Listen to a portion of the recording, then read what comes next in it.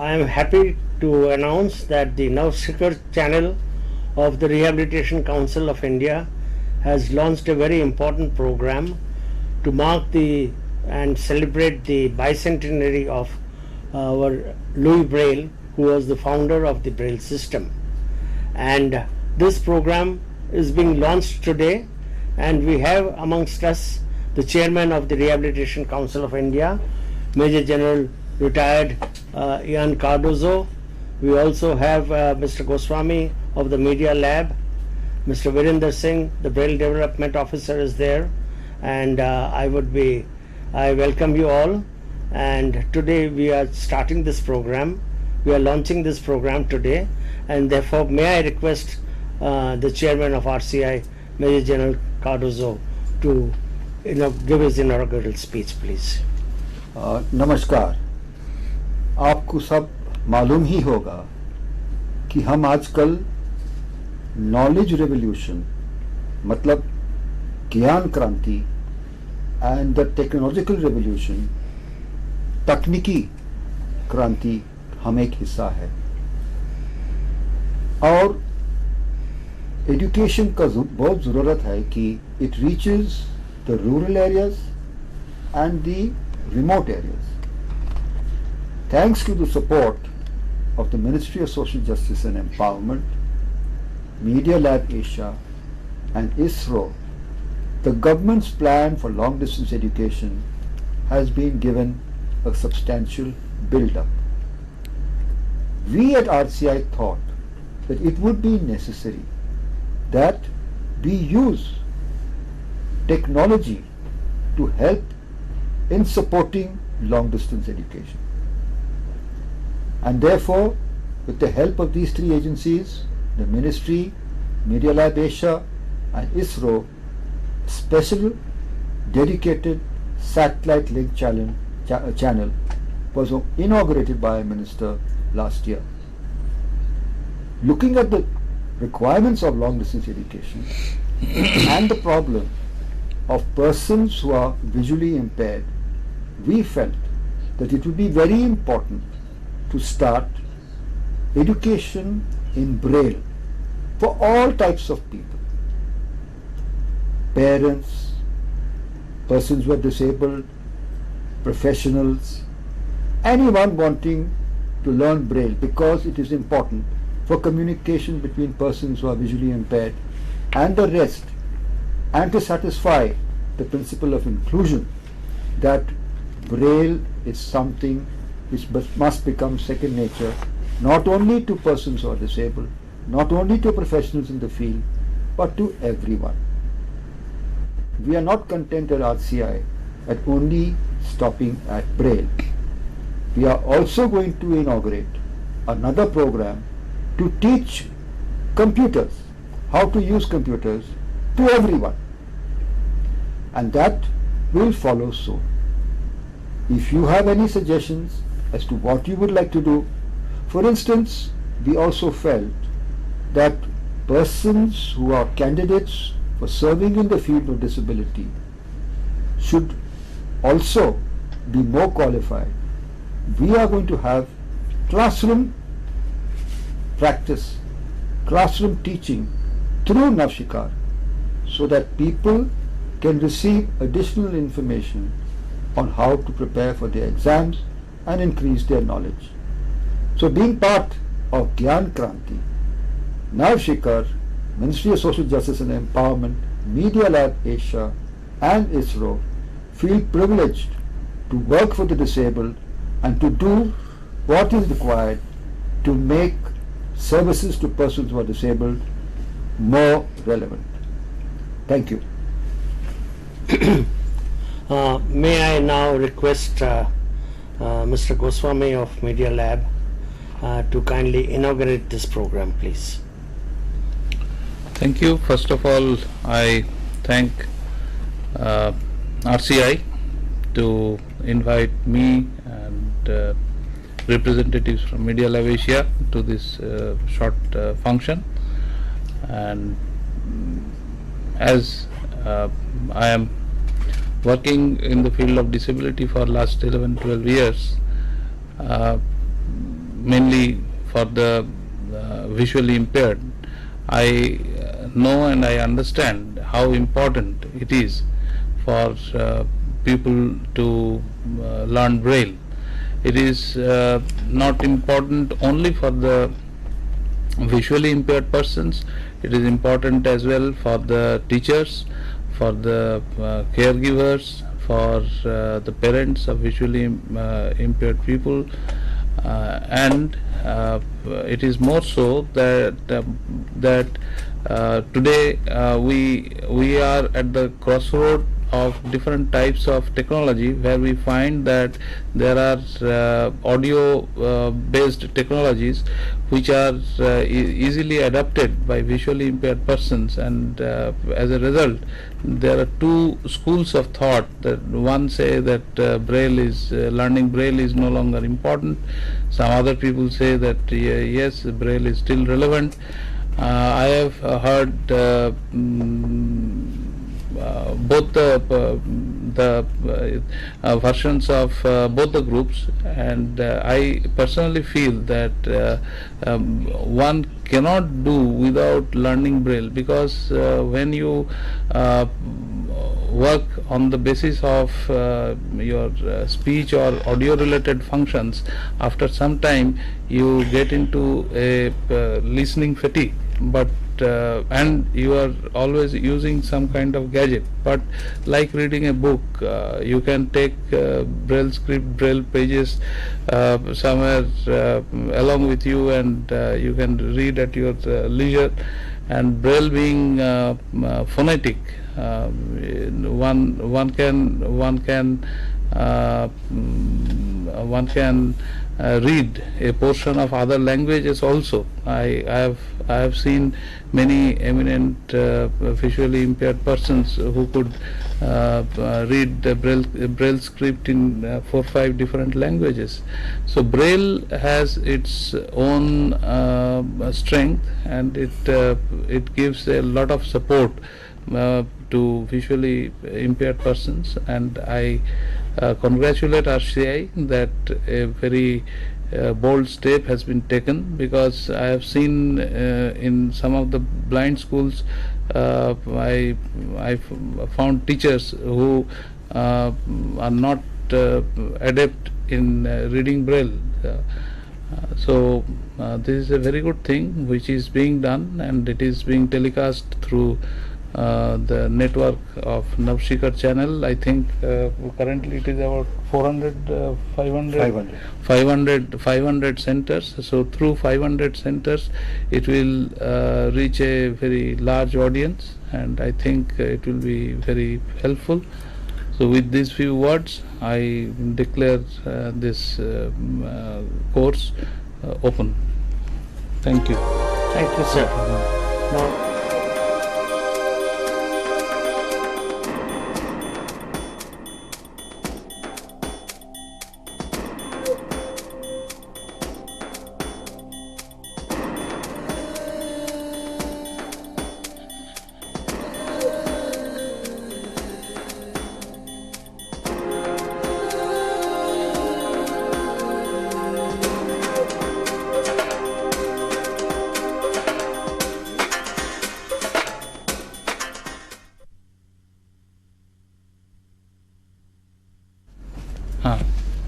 फिर से हाँ शुरू नमस्कार respected chairperson RCI, chief guest mister Goswami and मेरे साथियों, आज मुझे असीम प्रसन्नता इस बात की हो रही है कि एक नई क्रांति के रूप में और एक प्रथम प्रयास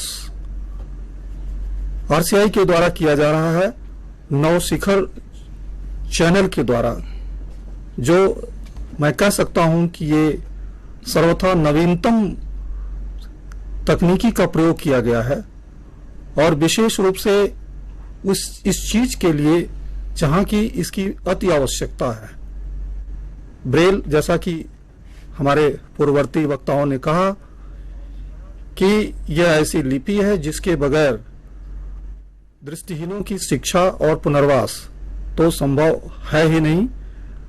हम अभी इस विवाद में न पड़ें कि ब्रेल की आवश्यकता है या दूसरे किसी विचारधारा के या किसी अवधारणा के तहत ये मान लिया जाए कि ब्रेल की उपादेयता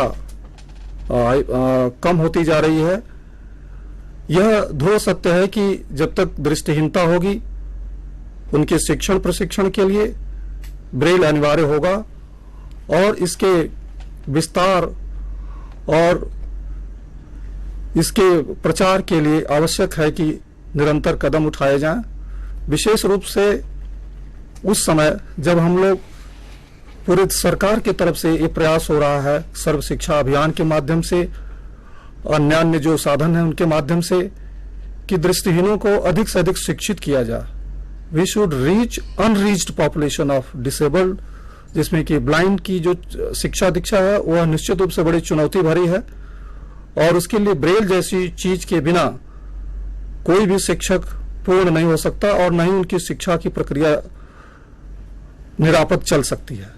ऐसे में आवश्यक है कि इस तरह के प्रयास नवशिखर जैसे चैनल या अन्य कोई भी कार्यक्रम चलाए जाएं जिससे कि ब्रेल सब तक पहुंचे और इसके द्वारा कम से कम लोगों को जो विशेषज्ञ हैं उनके ज्ञान से वे समस्त जो हमारे श्रोता होंगे, जो व्यूअर्स होंगे, वो वंचित नहीं रहेंगे बल्कि उनसे साक्षात्कार करने का मौका मिलेगा। होता ये रहा है कि मैं टीचर्स ट्रेनिंग प्रोग्राम का इंचार्ज भी हूं अपने यहाँ IVH में। जो अनुभव आता है वहां पर विभिन्न जो हमारे केंद्र हैं, ब्रेल का स्तर अपने आप में कहीं न कहीं कम ज्यादा दिखाई देता है, कहीं वो नियमों को लेकर के, कहीं कुछ उनके अभ्यास को लेकर के। तो एक फायदा नवशिखर से होने वाला है कि एक रूपता होगी।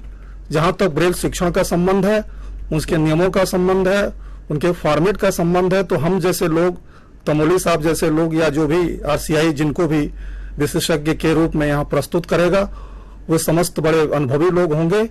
उनके द्वारा जो कुछ भी ज्ञान वितरित किया जाएगा उससे आपको एक रूपता मिलेगी ब्रेल सिखाने के लिए या सीखने के, दोनों ही तरीकों से। इसलिए मैं मानता हूं कि यह बड़ा ही स्तुत्य प्रयास किया गया है RCI के द्वारा और मैं भूरी भूरी तारीफ करता हूं। और यदि संभव हो तो इस तरह के जो दृष्टिहीनता से संबंधित पाठ्यक्रम है, जहां तक उपकरणों का प्रयोग करना है या अन्य जो विशेष उपकरण होते हैं या जो भी टेक्नोलॉजी है, उनके लिए भी इस तरह के चैनल पे स्थान मिलना चाहिए।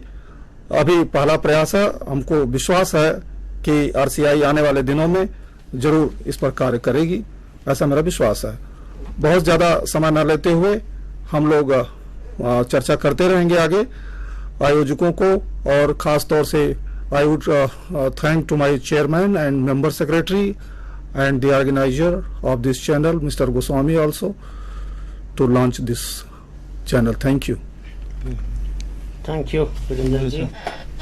नाउ जैसा कि आप लोग सब जानते हैं, this is the bicentenary year of Mr. Louis Braille, who was not only the founder of the Braille system, but he had opened new vistas for the education and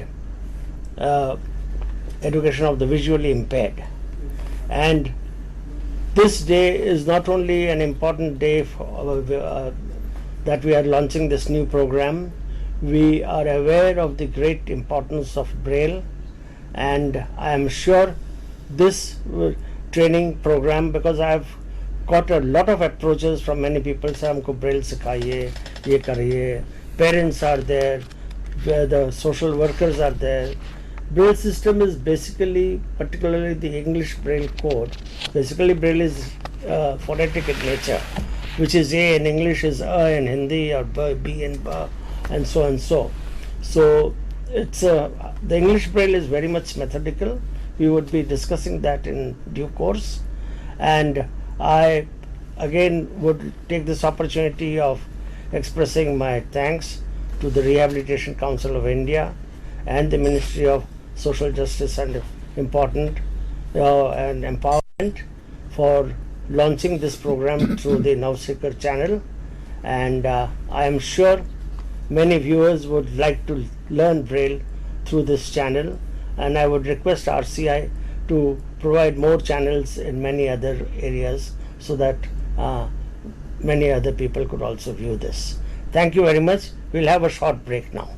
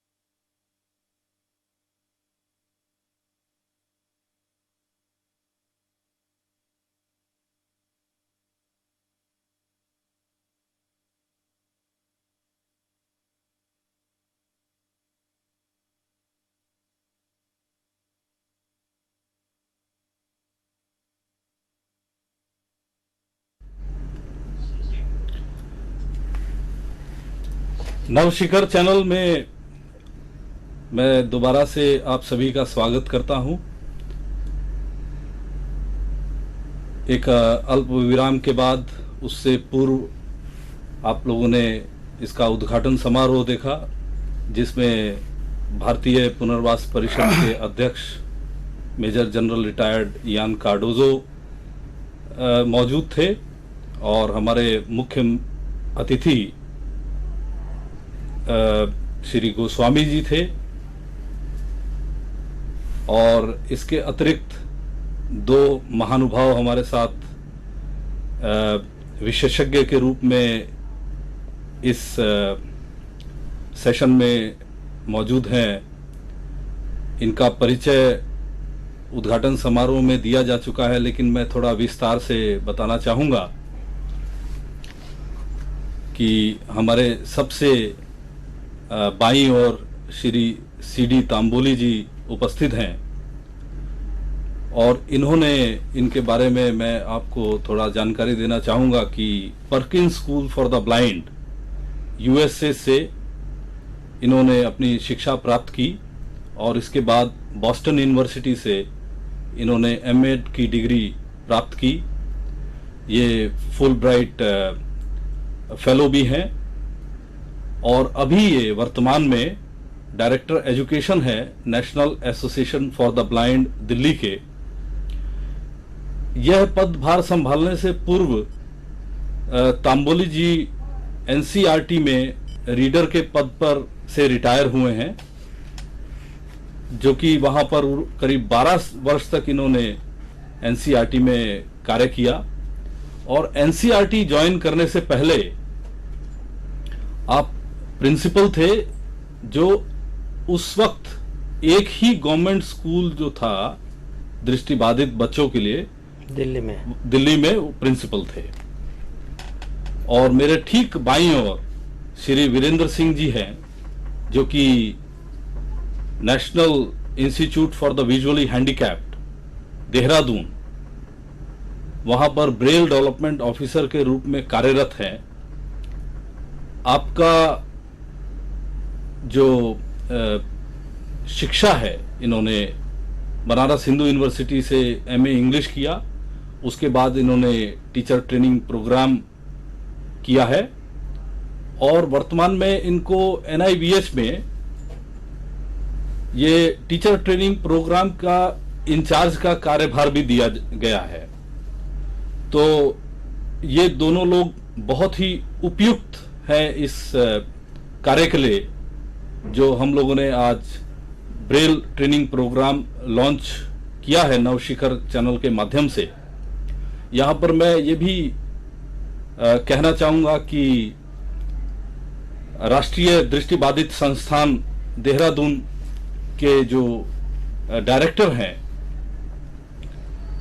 Mrs Anuradha मोहित, उनको भी इस कार्यक्रम में शामिल होना था, लेकिन अस्वस्थता की वजह से वो नहीं आ पाई। और यहाँ पर हमारे साथ श्री वीरेंद्र सिंह जी हैं, जो कि वहाँ पर, जैसा कि मैंने आपको बताया है, कि ब्रेल डेवलपमेंट ऑफिसर हैं। अधिक और समय नहीं लेते हुए हम कार्यक्रम की ओर बढ़ते हैं और इसमें मैं ये बताना चाहूँगा कि इस प्रोग्राम को देखने के लिए हमारे जो दर्शक हैं वो साउथ में भी हैं और उत्तर भारत में भी हैं। जो people from south would like to listen in English, so I would request Mr. Tamboli to give his deliberations today in English, and for our viewers from North India, उनके लिए मैं वीरेंद्र सिंह जी से प्रार्थना करूंगा कि वो हिंदी में बोलें, जिससे कि एक संतुलन बना रहे और जो भी व्यूअर्स हैं हमारे, जो अंग्रेजी समझते हैं वो अंग्रेजी में ज्ञान प्राप्त कर सकें, जो हिंदी समझते हैं वो हिंदी में ज्ञान प्राप्त कर सकें। तो आज पहले दिन मैं आपको ये बतलाना चाहूंगा कि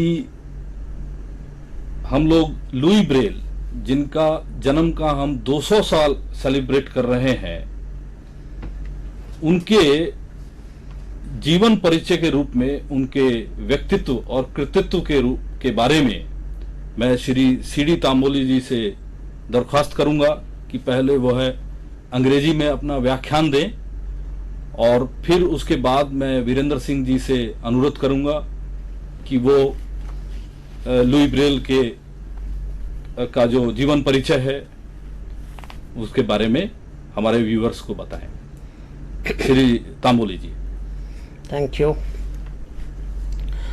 Friends, as you all know, 4th January 1809 was a famous day in Paris, which not only marked the birthday of Louis Braille, but also opened the vistas of education and learning of millions of blind children throughout the world. Louis Braille was born in the village Coupvray, which is about 25 miles from Paris, and his father was Simon René. I have had the opportunity of visiting his graveyard and visiting the school where he was teaching. I have been to Paris, so I am very proud that I have had the opportunity of seeing the same. Now, Louis was the youngest amongst his brothers and sisters, and his youngest sister was 11 years older to Louis. Therefore, you can understand that Louis was loved and adored by the entire family. Louis belonged to a very poor family, and his father owned a small workshop. Louis lost his sight at the age of 3 years while playing with one of his father's harness making tools. At first, he attended the local school in the village, but he was admitted at the Royal Institute for the Blind Youth in Paris at the age of 10 years. The Royal Institute for Blind Youth emphasized music as a vocational goal for many of its students, and Louis subsequently became a church organist. At the age of 19, he was asked to join the teaching staff at the school, and it was there in 1829 at the age of 20 years he joined the school as an instructor. He published an explanation of his embossed dot code, which he believed would be superior to the embossed letters which Valentine Hay employed as a means of reading. At the age of 12 or 13 years, Louis came to know of Captain Charles Barbier de la Serre, who had developed a system based on 14 raised dots named night writing to send secret messages to the army. Louis gave Barbier some suggestions to make the method more effective, but Barbier refused to make any change in his system. Louis then was determined to develop a system which would help blind people to read and write and more effectively. He then devised a script that was based on the logical reasoning, and while developing the script, he employed the formula from easy to difficult. The French script was based on 6 dots, and the first 10 letters of the script consisted of 4 dots in the upper cell. The second line, the 10 letters consisted of adding dot number 3 to the first line, and the remaining letters of the French alphabet added dots 3 and 6 to the first line. By 1834, Louis had perfected the Braille code, which was after his name, for the literary Braille, and was at work as a code of music notation. The officers at the institution were not easily convinced that the 6-dot Braille system was more effective than the embossed letter system which they had first developed. The teachers did not like the system because they felt that they had to memorize a new code, and the administrators felt that the dot code set blind people apart from their seeing counterparts.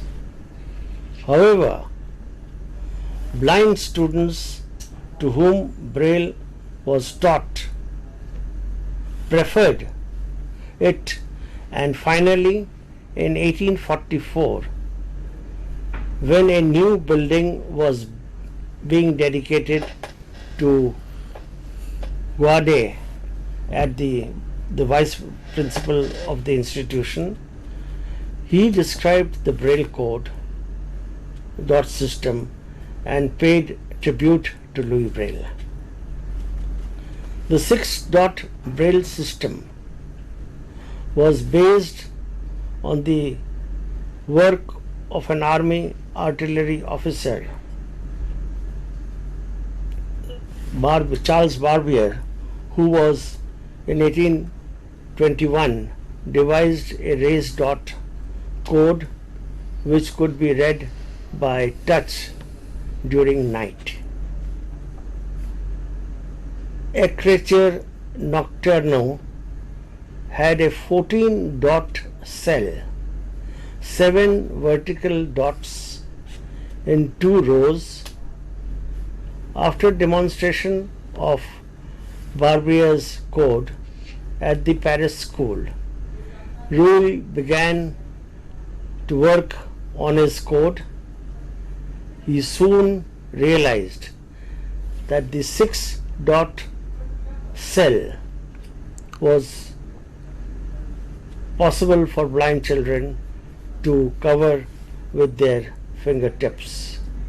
Hence, he developed the 6-dot system of 3 vertical dots in 2 rows.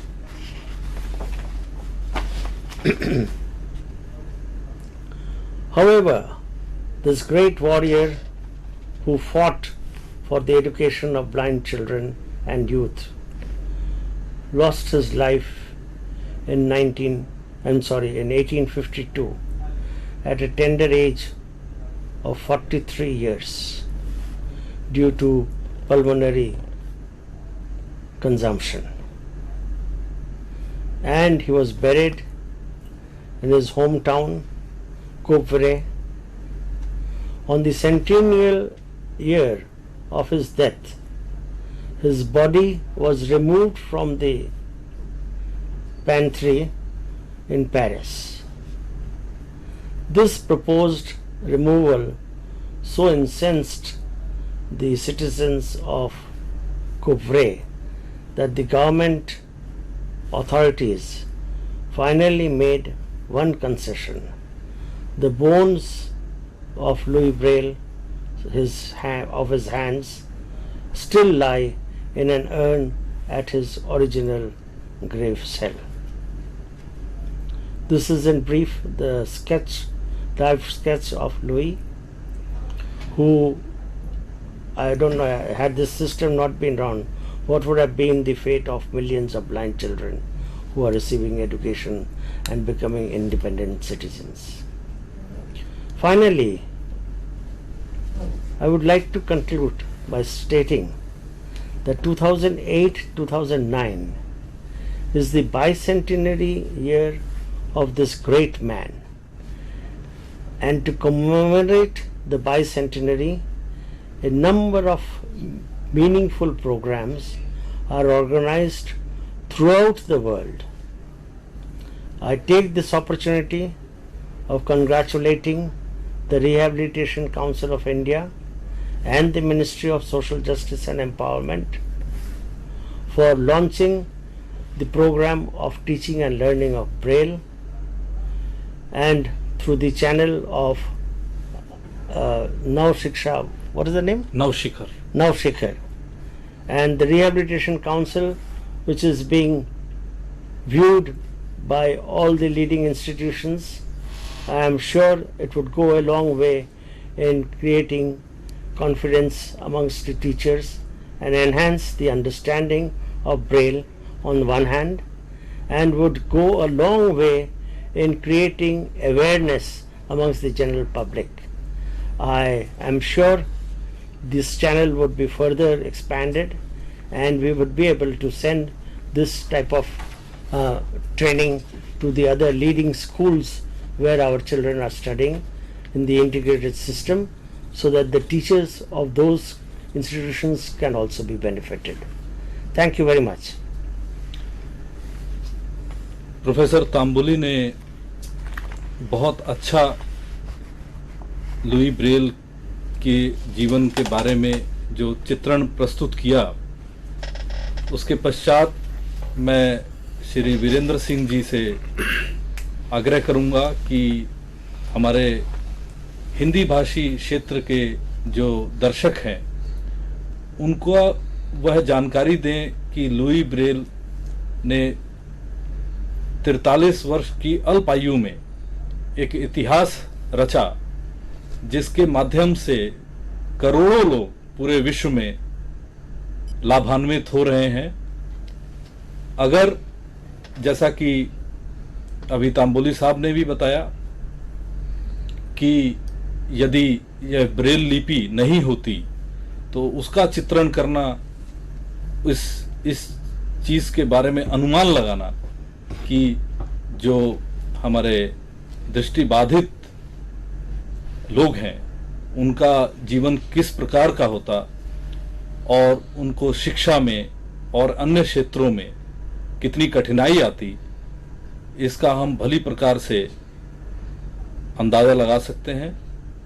अब मैं श्री वीरेंद्र सिंह जी से आग्रह करूंगा कि वह हमारे हिंदी भाषी क्षेत्र के दर्शकों के लिए जो लुई ब्रेल के व्यक्तित्व और उनके कृतित्व के बारे में जानकारी दे।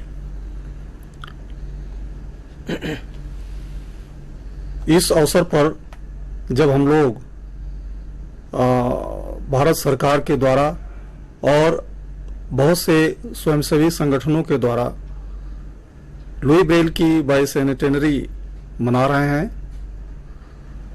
और उस की क्रम में RCI द्वारा यह प्रयास जो कि नवशिखर चैनल के रूप में ब्रेल के प्रचार और प्रसार के लिए किया जा रहा हो, इससे बड़ा और कोई उदाहरण हो ही नहीं सकता, इससे बड़ी और कोई श्रद्धांजलि लुई ब्रेल के प्रति हो नहीं सकती, ऐसा मेरा मानना है।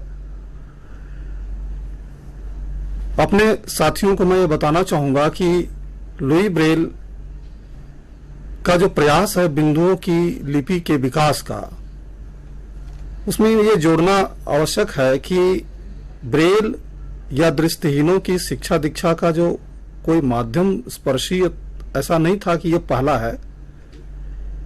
जैसा कि हमारे पूर्ववर्ती वक्ता ने बताया कि उस समय लाइन टाइप सिस्टम एक उद्भृत जो दृष्टिवान लिपि है उसका उद्भृत स्वरूप, उसको लाइन टाइप कहा जाता था।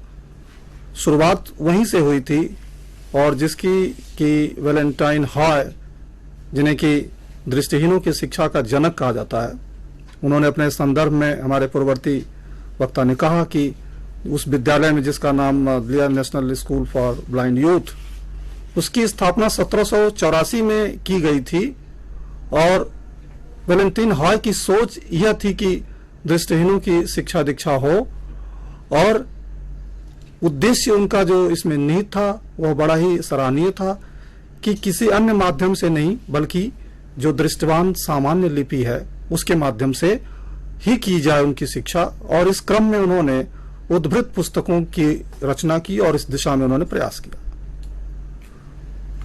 वस्तुतः यह प्रयास किसी तरह से नगण्य नहीं कहा जा सकता, क्योंकि आज उसका प्रयोग कहीं किया जाता नहीं है। उनकी सोच में कहीं कोई कमी नहीं थी, कोई उसमें दोष नहीं था।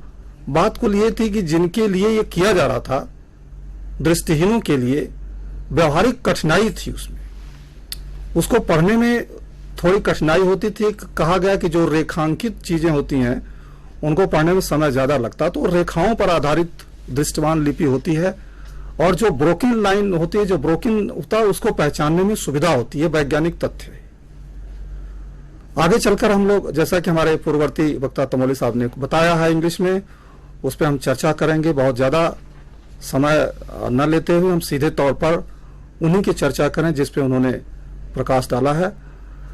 आज ब्रेल लिपि जो वर्तमान में यूज हो रही है, प्रयोग में लाई जा रही है, वो विश्व की लगभग 85 जो बड़ी भाषाएं हैं उनमें रूपांतरित हो चुकी है और 200 साल के बाद भी अनेक रिसर्च, अनेक शोध, अनेक इस पे प्रयोग किए जा रहे हैं कि सूचना तंत्र में और अनेक ऐसे एडवांस कंप्यूटर टेक्नोलॉजी का आविर्भाव हो चुका है सूचना क्षेत्र पर, लेकिन ब्रेल का स्थान ले पाना या उसमें किसी भी प्रकार से जो बिंदु हैं 6 उनको घटा बढ़ा सकना संभव तो नहीं हो पाया है।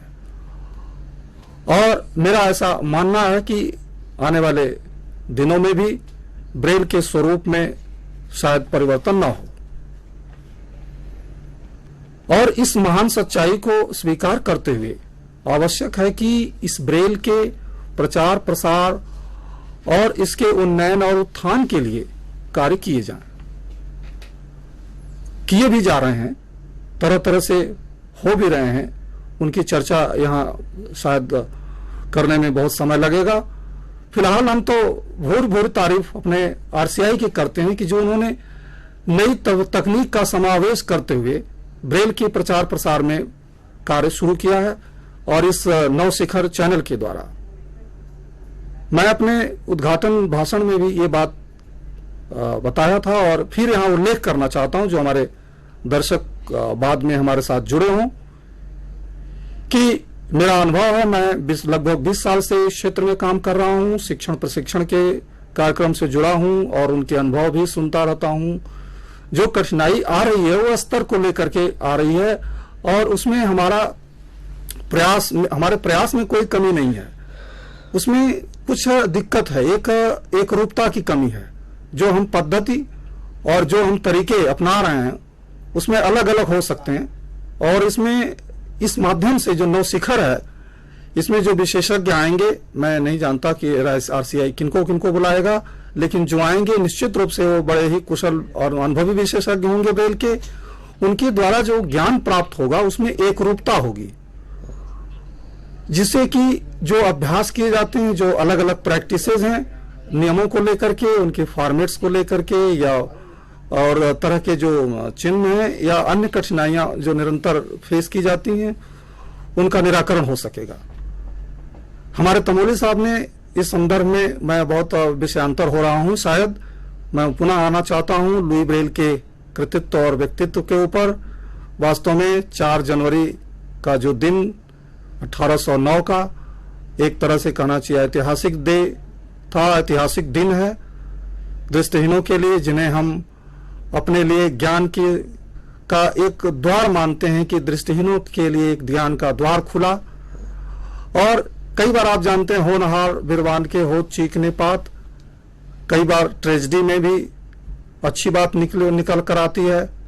लुई ब्रेल साहब का जन्म 4 जनवरी को हुआ और एक शैशव काल में ही, 3 साल की बड़ी ही अल्पायु में ही एक दुर्घटनावश उनकी दृष्टि जाती तो मतलब बहुत त्वरित ढंग से गई।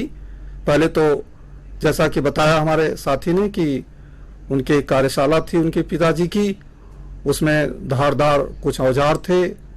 उनके साथ बाल्य अवस्था के कारण, बाल सुलभ क्रीड़ा के कारण लुई ब्रेल खेलने लगे और असावधानी या कहूँ मैं या न जानकारी की वजह से उनकी एक दृष्टि, उनकी आंख में चोट लग गई और सनई सनई दृष्टि जाती रही। हर माँ बाप के लिए इससे बड़ा और आघात हो क्या सकता है।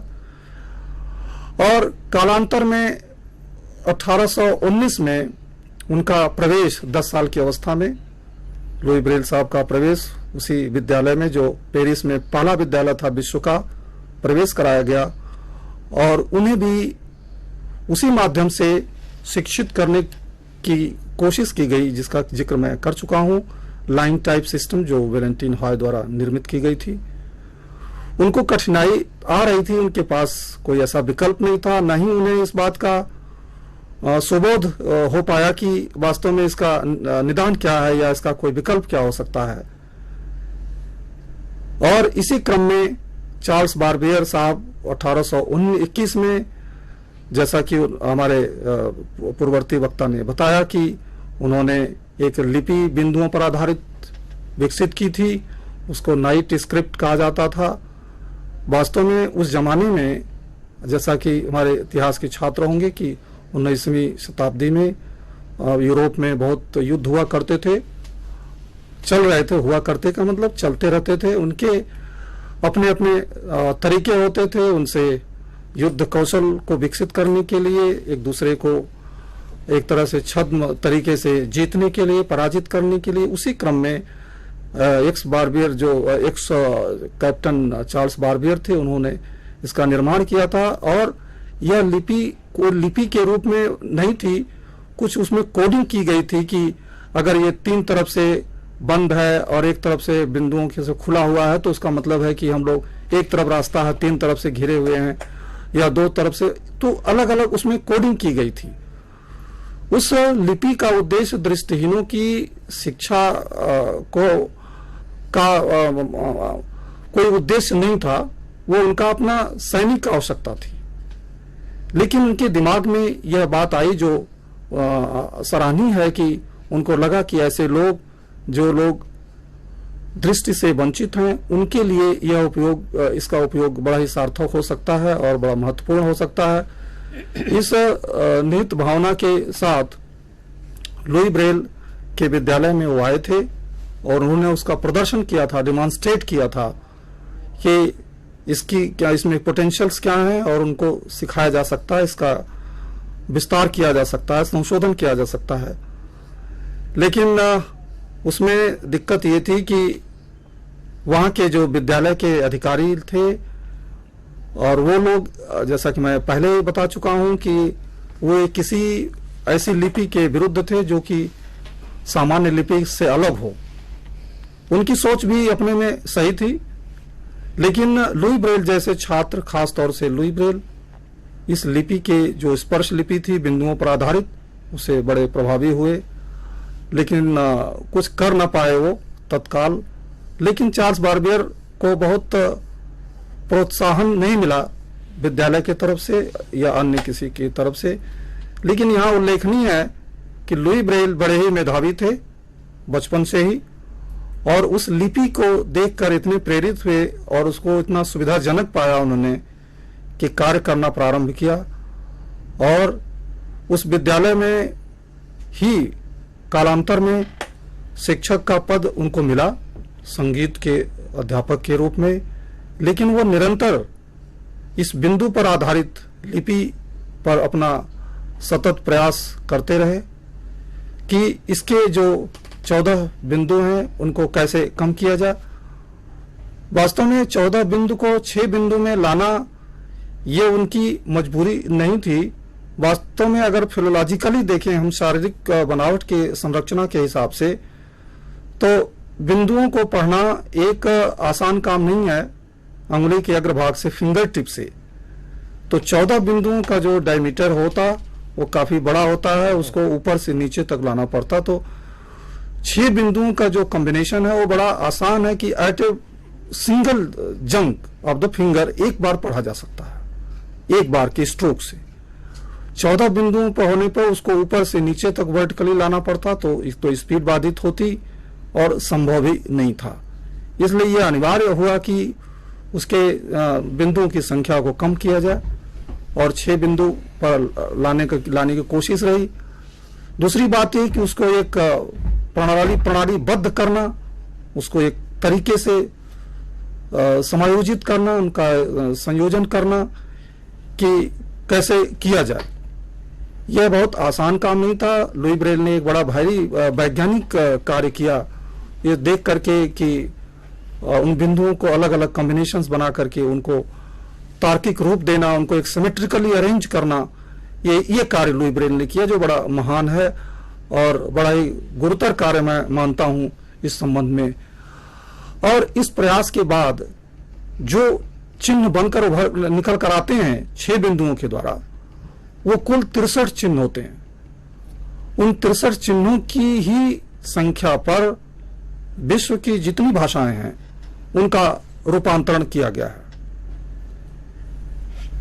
इसका तात्पर्य यह नहीं है कि इसमें कठिनाई नहीं है, जिनकी चर्चा हम लोग कभी बाद में करेंगे, जब कठिनाई क्या है, कैसे हैं, करते रहेंगे। तो लुई ब्रेल साहब निरंतर इस पर कार्य करते हुए, उस विद्यालय में रहते हुए, अध्यापक, संगीत अध्यापक का कार्य करते हुए, इस लुई ब्रेल जो ब्रेल सिस्टम है, ब्रेल सिस्टम तो उनके नाम पर अभिहित किया गया है, वास्तव में इसका कोई स्वरूप नहीं था, कोई नाम नहीं था।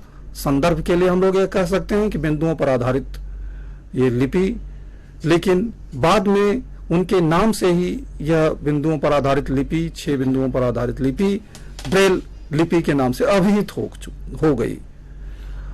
और बड़ा ही इनका जानते हैं कि जो महान विभूतियां हुआ करती हैं वो बड़े अल्पकाल के लिए अवतरित होती हैं। केवल 42-43 साल की अल्पायु में ही लुई ब्रेल ने इतना बड़ा महान कार्य किया, जिसकी ख्याति निरंतर अक्षुण्ण बनी रहेगी और आने वाले जो दृष्टिहीन है सदा ही उनसे अनुप्राणित रहेगा, उनका ज्ञान, उनका व्यक्तित्व। और इतना ही कहानी समाप्त नहीं होती है। लुई ब्रेल के माध्यम से, लुई ब्रेल के कृतित्व से दुखद यह भी है यहाँ पर बताना कि लुई ब्रेल के जीवन काल में यह श्रेय उनको नहीं मिल सका कि लुई ब्रेल ने यह कार्य किया। इस बात का कष्ट मुझे निसंदेह कहना पड़ेगा कि दृष्टिहीन समाज को रहेगा कि लुई ब्रेल के जीवन काल में इस लिपि को मान्यता नहीं मिली थी। इसकी पहचान और इसकी स्वीकृति उनके मरणोपरांत हुआ, जो दुखद है। यहाँ पर यह बताना आवश्यक है कि उन दिनों दृष्टिबाधितों के लिए विद्यालय यूरोप, अमेरिका और देशों में खोल रहे थे, लेकिन कहना न होगा कि 19वीं शताब्दी के उत्तरार्ध तक सभी विद्यालयों में कमोबेश ब्रेल पहुंचने लगी और उसमें एक अभियान चलाया गया, एक आंदोलन छिड़ा, जो ब्रेल की क्षमता को देखते हुए, बिंदुओं पर आधारित देखते हुए इतना सुविधाजनक और इतना मतलब सुगम शायद और लिपि में नहीं था। तो दृष्टिहीन जो जागरूक व्यक्ति थे उनके द्वारा गुण दोष के आधार पर एक अभियान चलाया गया कि ये लाइन टाइप सिस्टम के स्थान पर विद्यालयों में इस बिंदुओं पर आधारित लिपि का प्रचलन प्रोत्साहित किया जाए और इसके माध्यम से शिक्षा दीक्षा दी जाए दृष्टिहीनों को, तो ज्यादा सफल और कारगर होगी। इसका विरोध भी हुआ, और उस पर कई बातें आई, लेकिन आगे चल करके ये ब्रेल यूरोप से होते हुए यूएसए में गई, यूएसए से होते हुए हमारे एशिया में आई। उसमें 19वीं शताब्दी के उत्तरार्ध तक कहना होगा कि ब्रेल पूरे दुनिया में पहुंच गई थी, और उसमें फिर दूसरे तरह की समस्याएं आने लगी। जैसा कि हमारे पूर्ववर्ती तमोली साहब ने बताया कि लुई ब्रेल ने जो ब्रेल की रचना की थी वो फ्रेंच ब्रेल के लिए की थी, फ्रेंच भाषा के लिए की थी। ब्रेल तो नहीं कहेंगे हम, फ्रेंच भाषा के लिए की थी। और उन्होंने जो बताया कि 7 लाइनों पर आधारित, तो उसको एक सिमेट्रिकल रूप दिया, एक रूपता दी। जब हम लोग ब्रेल सीखेंगे आगे चल करके कक्षाओं में इस मंच के माध्यम से, तो आप इसको और अच्छी तरह समझ पाएंगे कि जो 63 चिन्ह हैं उनको एक क्रमिक स्वरूप दिया लुई ब्रेल ने। और पहले जो बिंदुओं पर अगर जिनको ब्रेल आती हो पहले से, वो अच्छी तरह समझ सकते हैं। जिनको नहीं आती उनको भी समझने में समय लगेगा कि जो 1, 2, 4, 5 बिंदु संख्या होती है, वो फर्स्ट जो प्रथम जो 10 चिन्ह हैं वे केवल इन बिंदुओं से निर्मित हुए हैं। और आगे चल करके पहली पंक्ति के जो 10 चिन्ह हैं उनमें बिंदु संख्या 3 जोड़ते गए हैं। और जो इस तरह से ये 10, 10, 20 हो जाते हैं। और तीसरी पंक्ति की रचना के लिए जो पहले पंक्ति के जो 10 चिन्ह हैं उनमें 3, 6 जोड़ा गया। और बाद में जो चौथी पंक्ति है वो उसकी रचना होती है पहली पंक्ति के चिन्हों में बिंदु संख्या 6 जोड़ने से, जो शायद आपको अभी आसान न लग रही हो समझने में। बाद में बताएंगे ना, उसको बताया जाएगा। नहीं, हम तो अभी बता रहे हैं ना जो आपने चर्चा की थी। तो इसको विस्तृत तौर पे हम लोग बाद में बात करेंगे। और ब्रेल की जो और समस्याएं हैं उस पर हम लोग आगे बात करेंगे। और यहीं पे ब्रेल के व्यक्तित्व और कृतित्व के बारे में हम लोग चर्चा को विराम देते हैं और आगे बताएंगे। आगे वाला बताएंगे। वीरेंद्र सिंह जी, आपने बहुत ही दिलचस्प तरीके से, रोचक तरीके से लुई ब्रेल के व्यक्तित्व और कृतित्व के ऊपर प्रकाश डाला। और ये वाकई बहुत ही दुखद भी है और दिलचस्प भी है कि जिस व्यक्ति ने 6 उभरे हुए बिंदुओं से पूरे संसार में एक क्रांति पैदा कर दी, वह व्यक्ति अपनी इस खोज के बारे में और उस खोज के परिणाम के बारे में खुद नहीं जान पाया कि आने वाले वर्षों में किस तरह से दृष्टिहीन व्यक्तियों के जीवन पे इसका प्रभाव पड़ेगा। खुद वह इस चीज से वंचित रह गया। बहुत ही रोचक आपने जानकारी हमारे को दी लुई ब्रेल के बारे में। मैं यहाँ पर आपको ये बताना चाहूँगा अपने दर्शकों को कि हमारी टोल फ्री जो लाइन है जिसपे बिना शुल्क के आप फोन करके और अपने सवाल दोनों विशेषज्ञों से, प्रोफेसर तांबुली से और श्री वीरेंद्र सिंह जी से पूछ सकते हैं, अपनी जिज्ञासा इनके साथ बांट सकते हैं। टोल फ्री नंबर इस प्रकार है 1800-112008। Our toll free number for asking questions is 1800-112008. If you want to call on STD line, then the number is 011-265-11613. जो लोग दिल्ली से बाहर से फोन STD के माध्यम से करना जाए तो नंबर है 011-265-11613. Those who want to ask questions through fax can send their fax on the number 011-265-11609. जो लोग फैक्स द्वारा प्रश्न पूछना चाहते हैं वो लोग 011-265-11609 से अपना सवाल फैक्स द्वारा पूछ सकते हैं। मैं यहाँ पे यह उद्धृत करना चाहूंगा कि ये जो ट्रेनिंग प्रोग्राम लर्निंग ब्रेल का जो विचार है, यह सर्वप्रथम हमारे सदस्य सचिव डॉक्टर ए.के. सिन्हा इन्होंने इसका विचार इनके दिमाग में आया और हमारी विशेषज्ञ समिति की बैठक में यह एक प्रस्ताव रखा गया और सभी विशेषज्ञ समिति के सदस्यों ने इसका समर्थन किया और आज आप देख रहे हैं कि नवशिखर चैनल के माध्यम से किस तरह से इस ट्रेनिंग को प्रसारित किया जा रहा है आप लोगों के सामने। इससे सभी लोग लाभान्वित हो सकते हैं। यह न केवल दृष्टिबाधित व्यक्तियों के लिए बल्कि उनके परिवार के सदस्यों के लिए और जो अध्यापक गण हैं उनके लिए, जो प्रोफेशनल्स इस फील्ड में काम कर रहे हैं उनके लिए, और जो भी लोग इससे लाभान्वित होना चाहते हैं इन सब के लिए ये बहुत ही एक लाभदायक प्रोग्राम है।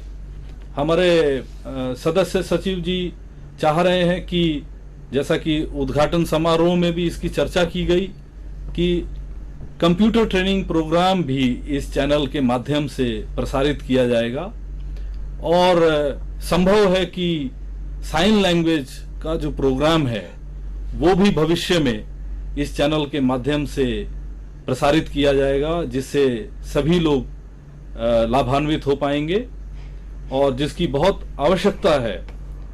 यहाँ पे मैं ये भी घोषणा करना चाहता हूँ कि लर्निंग ब्रेल का जो लाइव प्रोग्राम है वह हर मंगलवार को सुबह 10:15 बजे से 12:15 12:15 बजे तक प्रसारित किया जाएगा और हर शुक्रवार को 2 बजे से 4 बजे दोपहर में इसका रिपीट टेलीकास्ट होगा। इसी को दोबारा दोहराया जाएगा for our viewers who understand English.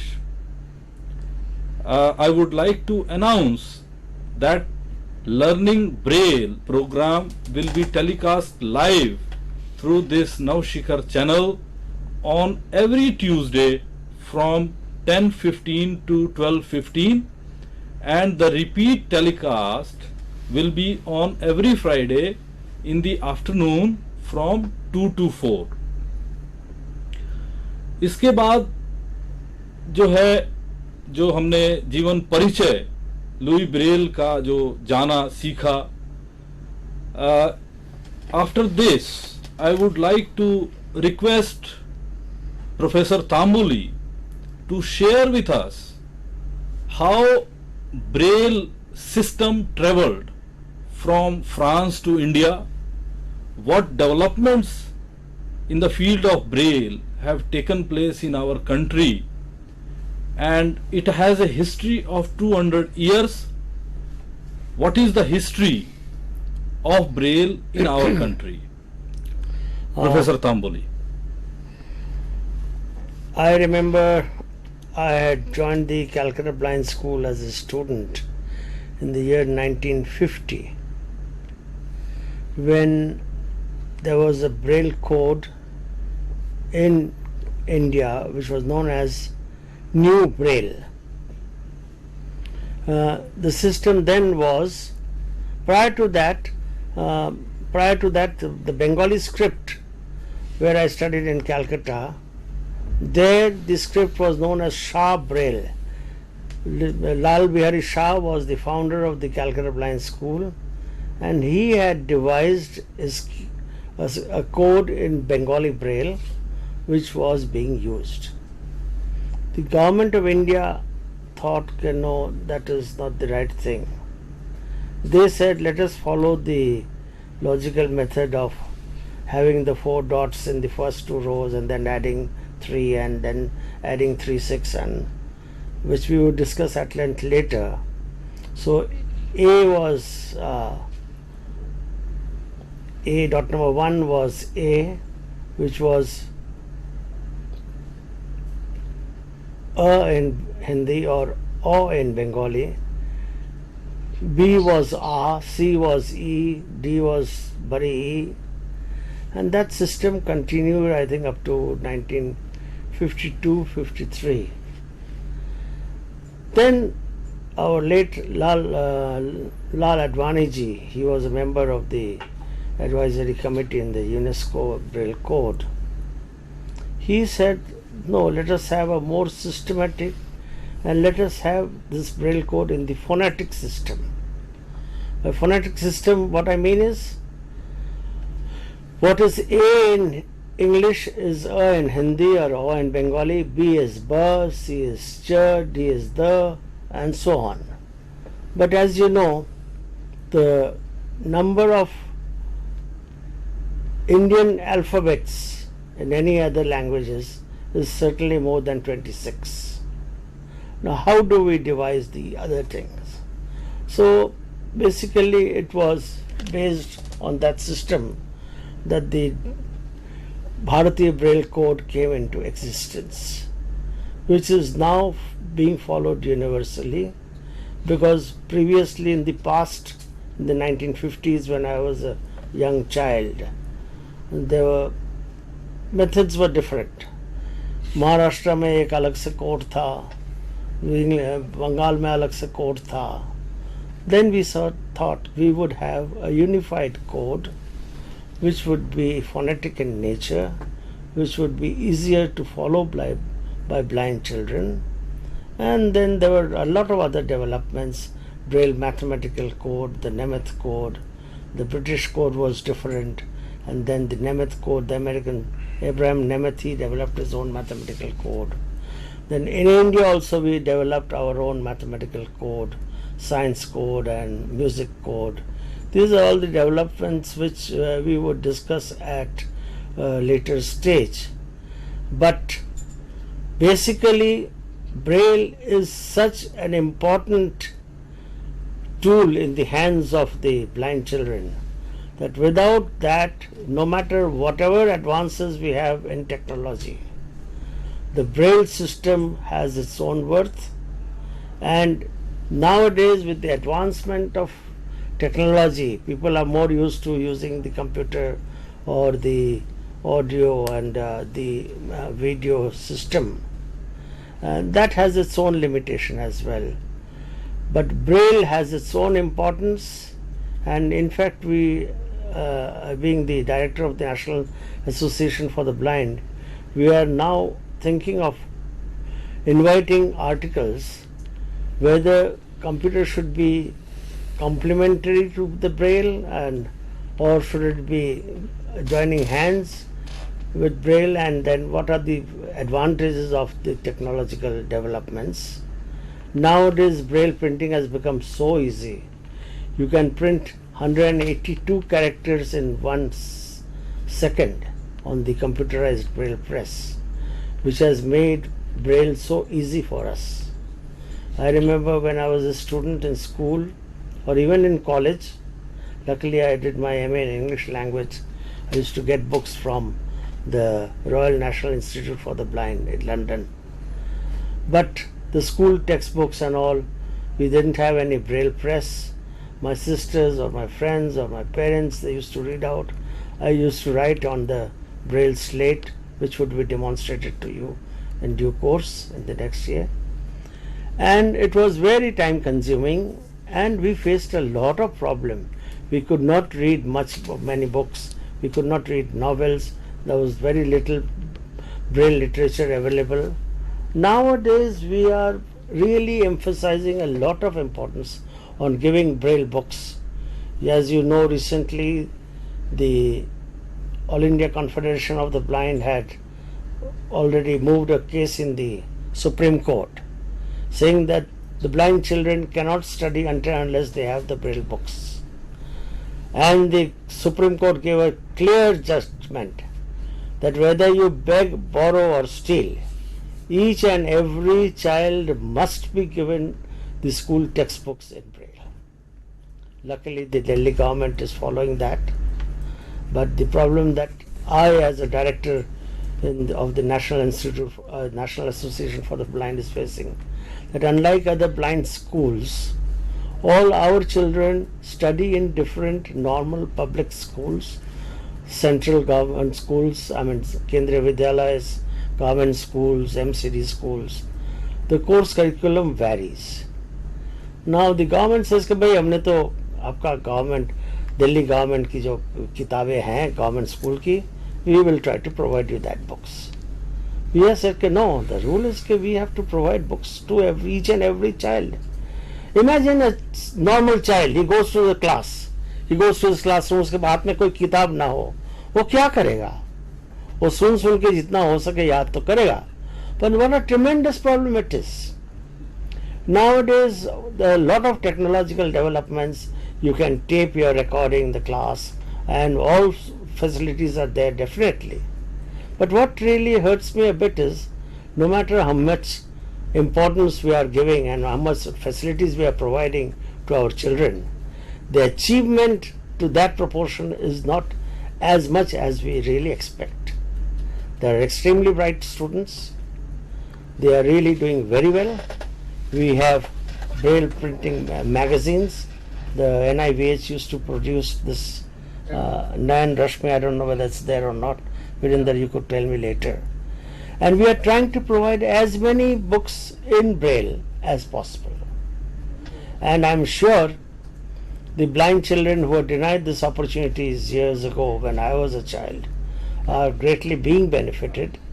And I hope with the knowledge of that, nowadays the blind children are appearing for their civil services examination. And we are also providing them the university textbooks in Braille. The Delhi University has taken a big leap in this direction. We are providing them CD players and audio cassettes, and even we are providing them printed matter in Braille in the university level. The Jamia Millia University and the other universities are also following that system, and I am very, very confident that when we talk of equalization of opportunities, of equal opportunities to all, we cannot deny a blind child the benefit that is being enjoyed by his non-disabled counterpart. If he can go to when I go to a library, I remember when I was in NCRT or in A, I was feeling so handicapped. There's a huge ocean of books in print, and it doesn't make any sense to me unless I am depending on a writer. We are trying to lessen that. Nowadays, you can just scan a book, put it into the computer, and it's automatically made into Braille. The DAISY consortium, which we have in our association, we have the facility of embossing any matter into Braille. We also have the facility of having it into compact disc and audio cassettes. And nowadays I have also introduced very recently that we have a number of children who have good residual vision. They cannot read the small print, and I have introduced this large print system so that they can read the large print system, because everything is really not available in Braille. And the basic problem that I have seen is, this is from my own experience of 40 years of teaching and being with the blind. The blind child who has got good vision, he would not read Braille with his fingertips. He would try to use his eyesight, which damages his eyesight. So I said, you better not do that, it's wrong. उनको हमने large print में किताब दे दिया, and they are really highly benefited. And I think the government of India should also think in this direction. There are of course very technical problems. You see, there are a few diseases of blindness which gradually recedes, which gradually diminishes. Retinitis pigmentosa or chorioretinitis, where you can be sure that the sight ultimately would be lost. Nowadays, the medical advancement has made this facility. They can retain the sight as much as possible, as far as practicable, and that the reduction of sight will not be there by the medical advances. Anyway, I think I have gone a long way instead of giving my own experience, and I am sure what benefits we are giving to our blind children will be greatly beneficial to them, and they should do better. Thank you. Professor C D Tamboli ji ने बहुत विस्तृत शब्दों में बताया कि किस प्रकार से ब्रेल का हमारे देश में विकास हुआ है। आपके सामने मैं एक ब्रेल लिपि में छपा हुआ एक पन्ना दिखा रहा हूं। इसके ऊपर उभरे हुए बिंदु हैं और कुछ समय पहले मैं देख रहा था कि प्रोफेसर तांबोली इन बिंदुओं के स्पर्श से धारा प्रवाह बोल रहे थे। यह ब्रेल पेपर के ऊपर ये बिंदु छपे हुए हैं या उभरे हुए हैं। ये विशेष प्रकार का ये कागज होता है और जैसे जैसे ये ट्रेनिंग आगे बढ़ती जाएगी, प्रशिक्षण आगे बढ़ेगा, तो विशेषज्ञ और जानकारी उपकरणों के बारे में और किस प्रकार से ये बिंदु जो हैं ये छपते हैं, ये किस तरह का पेपर होता है, इन तमाम चीज़ों की जानकारी विशेषज्ञ लोग इस चैनल के माध्यम से आगे देते रहेंगे। मैं अभी वीरेंद्र सिंह जी से आग्रह करूंगा कि भारतवर्ष में ब्रेल का विकास किस प्रकार से हुआ, इसका क्या इतिहास है, थोड़ी उसकी जानकारी दें और इसके बाद मैं उनसे कुछ और जानकारी चाहूंगा कि किस तरह से राष्ट्रीय दृष्टिबाधितार्थ संस्थान जहां पे वह कार्यरत हैं ब्रेल डेवलपमेंट ऑफिसर के रूप में क्या क्या कार्य कर रही है।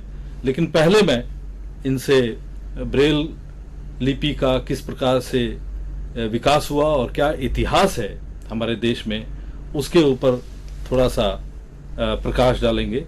वीरेंद्र सिंह जी। प्रिय दर्शकों, पुनः आपके समक्ष उपस्थित हूं। विकास की यात्रा को आगे बढ़ाते हुए कुछ देर पहले मैंने चर्चा की थी व्यक्तित्व और कृतित्व के बारे में, लेकिन लुई ब्रेल ने जो कार्य किया था शायद उनके स्वप्न में भी नहीं था कि हमें ये ख्याति जो प्राप्त होने वाली है, जो यश गान उनका होने वाला है, वो फ्रांस से बाहर होगा या जन समाज के लिए बहुत बड़ा एक वरदान सिद्ध होने वाला है। लेकिन भाग्य को जो मजबूर हो, जो महान होते हैं, उनकी कृतियां, उनका जो कृतित्व है, उनका जो व्यक्तित्व है, खुद प्रकाशमान करता रहता है समाज को। और यूरोप में जैसा कि मैंने कहा कि ब्रेल 19वीं शताब्दी के उत्तरार्ध तक पहुंच चुकी थी। भारत के ब्रेल की कहानी कुछ बड़ी ही रोचक है और इस पे हम लोगों को जानकर हर्ष होगा कि अभी तक जो हमने चर्चा की कि जो उद्भृत ब्रेल थी, उद्भृत लिपि, उसका प्रयोग यूरोप और संयुक्त राष्ट्र अमेरिका के ही देशों में सीमित रहा। भारत एक ऐसा देश था जहां पर दृष्टिहीनों की शिक्षा न तो प्रारंभ हुई थी 19वीं शताब्दी के उत्तरार्ध तक, और न ही दृष्टिहीनों की शिक्षा दीक्षा के माध्यम के रूप में किसी और अन्य स्पर्शीय लिपि का प्रयोग किया गया था। ऐसा इतिहास में कोई साक्ष्य नहीं मिलता। तो इस मामले में हम इसको दुखद कहें या सुखद कहें, ये अब आप सोचें। लेकिन यह बात उल्लेखनीय है दुख की कि हमारे भारत में जहां यूरोप में 100 साल पहले दृष्टिहीनों का शिक्षा का सूत्रपात हुआ था, प्रथम विद्यालय की स्थापना जिसकी चर्चा मैंने की थी 1784 में, ठीक उसके 103 साल बाद 1784 के बाद 1887 में भारत में दृष्टिहीनों के लिए विद्यालय स्थापित हुआ। और जैसा कि आप जानते हैं कि जब औपचारिक शिक्षा प्रारंभ होती है तो उसके लिए आवश्यक है कि लिपि हो, माध्यम हो जिसके द्वारा उनको लिखना पढ़ना सिखाया जाए। यह अनिवार्यता हो जाती है शिक्षा कार्यक्रम का। यहाँ भी हमें कहते हुए गर्व हो रहा है, या यूं कहूं कि जो भी अच्छे कार्य हुए हैं उसमें कहीं न कहीं स्वयंसेवी संगठन ही अग्रगणी भूमिका निभाते रहे हैं। और उसी क्रम में जिस विद्यालय की मैंने चर्चा की 1887 में दृष्टिहीनों के लिए पहला विद्यालय स्थापित हुआ और अमृतसर में था, और उसमें जो ईसाई वर्ग के लोग थे उन्होंने इसकी स्थापना की। और स्थापना के साथ विद्यालय की में पढ़ाई शुरू करनी थी और इसके लिए आवश्यक था कि कोई लिपि हो, और इस लिपि को लाने का श्रेय इन्हीं ईसाई मिशनरीज को ही जाता है जिन्होंने विद्यालय की स्थापना की और ब्रेल का उन्होंने प्रारंभ किया इस देश में, अमृतसर में। कालांतर में यह विद्यालय देहरादून में स्थापित है, sharp memorial school for the blind के नाम से। और जो इसकी संस्थापिका थी वो थी एनी शार्प करके, महिला, ब्रिटिश महिला थी, उनके द्वारा विद्यालय की स्थापना हुई। और उसके बाद एक एक करके विद्यालय खोलते गए। उसकी गति बहुत तेज तो नहीं थी, लेकिन अन्य शहरों में भी खोलते गए। उसका कारण था कि ब्रेल लिपि का प्रादुर्भाव हमारे देश में हो चुका था। और इस क्रम में जो उल्लेखनीय है और जो रोचक है वो ये है कि ब्रेल से संबंधित लुई ब्रेल के आविष्कार के बाद भी ब्रेल में कुछ संशोधन, परिवर्तन करने की चेष्टा यूरोप और अमेरिका में होती रही है, जिनका हम उल्लेख यहाँ करना उचित नहीं समझते। हम भारत तक ही सीमित रहें, क्योंकि भारत की जो विकास यात्रा है ब्रेल की वो बड़ी रोचक है और बड़ा ही उतार चढ़ाव भरी यात्रा है। उसके कारण पे हम अभी आएंगे। तो भारत में जो ब्रेल यात्रा थी वो यूं थी कि विद्यालय खुलते गए, ब्रेल प्रयोग में आती गई। यहाँ पर उल्लेखनीय है कि हमारा बहुभाषी देश है, मल्टीलिंगुअल कंट्री है हमारा। अभी तक हमारे पूर्ववर्ती वक्ता ने बताया था कि जब वो ब्रेल पढ़ रहे थे तो बहुत प्रयोग किए गए थे उसमें, और जो यहाँ पर आवश्यक है कि उसकी चर्चा 7 पंक्तियों की हमने की है। लुई ब्रेल को बिल्कुल यह एहसास नहीं था कि इसमें आगे चलकर की जो उनकी खुद की व्यक्तिगत सोच है, जो मूल सोच है, वह किसी रूप में बाधक बन जाएगी। इसका एहसास, इसका अनुभव उन्हें पूर्वाभास नहीं हुआ था। उन्होंने जो कार्य किया था वो फ्रांस के लिए किया था, फ्रेंच भाषा के लिए किया था। वहां पे एक मातृभाषा होती है, उसकी लिपि एक है जो इंग्लिश लिपि पर आधारित है, और इंग्लिश लिपि ही होती है तो। लेकिन भारत जैसे देश में जब ब्रेल आई तो यहाँ अनेक भाषाएं हैं, उनको लिखने पढ़ने की लिपि अलग अलग है। कुछ एक परिवार लिपि की एक लिपि परिवार की हैं, तो कोई साउथ इंडियन जो लैंग्वेजेज हैं वो द्रविड़ परिवार की हैं। उसको लेकर के हमारे देश में समस्या अलग तरह की उत्पन्न होने लगी। ब्रेल आई तो जरूर, लेकिन जैसे जैसे स्कूल क्षेत्र अलग अलग क्षेत्रों में, विभिन्न क्षेत्रों में विभिन्न व्यक्तियों के द्वारा स्थापित होते गए, उन लोगों ने अपनी स्वेच्छा से, अपनी सुविधा से उस क्षेत्र विशेष में प्रयुक्त होने वाली भाषा विशेष के लिए ब्रेल की संरचना कर डाली। उदाहरण के लिए बंगाली ब्रेल के लिए उन्होंने अपने तरीके से ब्रेल का निर्माण किया। इस तरह से हिंदी के लिए, इस तरह से और भाषाओं के लिए, गुजराती के लिए, मराठी के लिए। परिणामतः स्थिति बड़ी जटिल होती गई, उनमें एक रूपता नहीं रही। इसको चलते ब्रेल पुस्तकों का मुद्रण संभव नहीं था। आपस में पत्राचार करना, उनमें विचारों का आदान प्रदान कठिन था कि जब सर्वमान्य एक रूप भाषा ब्रेल लिपि नहीं होगी तो कठिनाई का अनुभव किया जा रहा था। और उसका मूल कारण ये था कि उस समय तक, जैसा कि आपको ज्ञात है, कि हमारा देश स्वतंत्र नहीं था, हमारे देश में विदेशी हुकूमत थी, और इसके चलते भी इस समस्या पर बहुत ध्यान नहीं दिया जा सका। लेकिन जो स्वयंसेवी संगठन थे, जो दृष्टिहीनों से के शिक्षा से जुड़े हुए थे, उनकी चिंता निरंतर बढ़ी रही और वो अपने अपने स्तर पर अपने अपने ढंग से इस समस्या के निराकरण के लिए प्रयासरत थे। और यहां बताना चाहूंगा मैं कि अभिलेखों से ज्ञात हुआ है कि उस समय 10 ऐसी लिपियां पूरे भारत में प्रचलित थीं, जो अपने अपने ढंग से उनका निर्माण किया गया था, उनकी रचना हुई थी और उनके सिद्धांत अलग अलग थे और विभिन्न भागों में उनका प्रयोग हो रहा था।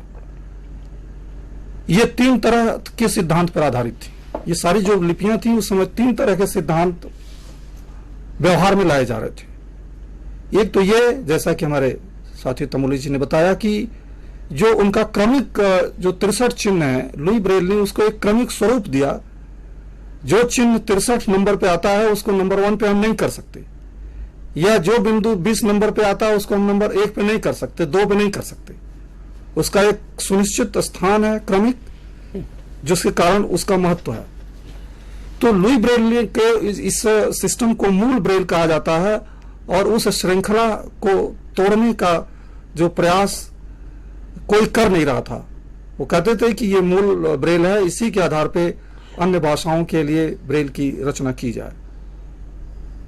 यहां पर यह भी बड़ा उल्लेखनीय है कि लुई ब्रेल ने जो कार्य किया तो इंग्लिश के आधार पर था। लोगों ने अपनी अपनी भाषाओं के लिए अ, आ, ई जो भी संबंधित वर्णमाला है उसको क्रमिक ढंग से बनाते गए। एक सिद्धांत तो ये था। उससे ये हुआ कि हिंदी या गुजराती, मराठी या बंगला, तमिल जो भी भाषाएं थी उनमें कोई अंतर रहा ही नहीं और उनको अंग्रेजी से और अन्य भाषाओं में अंतर स्थापित करना बड़ा कठिन हो गया था, जिसके चलते एक बड़ी भारी विसंगति और कठिनाई का अनुभव किया जा रहा था। दूसरा सिद्धांत यह था कि ध्वन्यात्मक, अगर आप देखें तो जो इंग्लिश की भाषा है उसमें हर अक्षर को लुई ब्रेल का एक ध्वन्यात्मक वैल्यू दी गई, उसको ध्वन्यात्मक इकाई, फोनेटिक जिसको इंग्लिश में कहते हैं, फोनेटिक वैल्यू।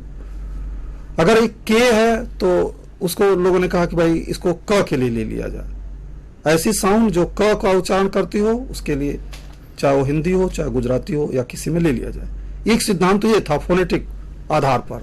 दूसरा जो क्रमिक आधार था वो ले लिया जाए।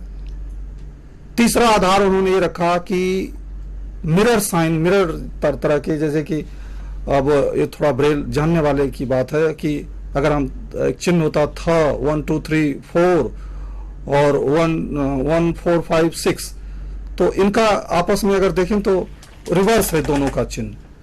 तो कुछ इस तरह की चीजों को लेकर के भी एक प्रयास हुआ था, एक सिद्धांत विकसित किया गया था। तो सारी जो लिपियां प्रचलित थी उस जमाने में कमोबेश इन्हीं 3 सिद्धांतों पर आधारित थी, और इसको लेकर के जो समस्या आ रही थी वो छिपी नहीं है, सब जानते हैं।